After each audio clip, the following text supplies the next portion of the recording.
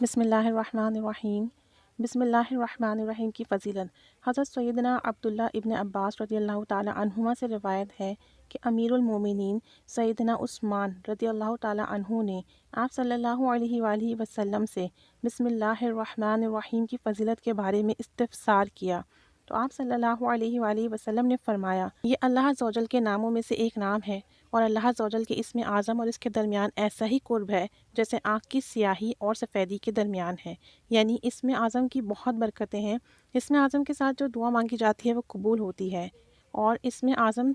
جو شخص اسم اعظم کا راز جان لیتا ہے اس کے لیے ہر کام آسان ہو جاتا ہے۔ حضرت غوث پاک رضی اللہ تعالیٰ عنہ سے منقول ہے کہ بسم اللہ زبان عارف یعنی اللہ عز و جل کو پہچاننے والا سے ایسے ہی ہے جیسے کلام اللہ، یعنی کہ اللہ عز و جل کن کہے اور کام ہو جائے تو بسم اللہ پڑھنے والا ایسے ہی فضائل ہیں کہ بسم اللہ الرحمن الرحیم اسم اعظم کا درجہ رکھتا ہے۔ تو جو شخص کثرت سے بسم اللہ پڑھتا ہے اللہ عز و جل اس کے کام آسان فرما دیتا ہے اور اس کی دعائیں قبول فرماتا ہے۔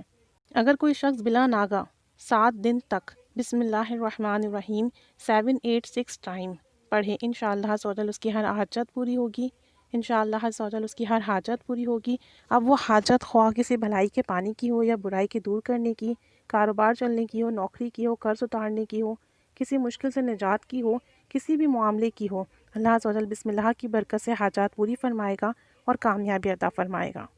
اللہ عز و جل ہمیں بھی بسم اللہ الرحمن الرحیم کو پڑھنے کی توفیق و سعادت نصیب فرمائے۔ آمین بجاہ نبی الامین صلی اللہ علیہ وآلہ وسلم۔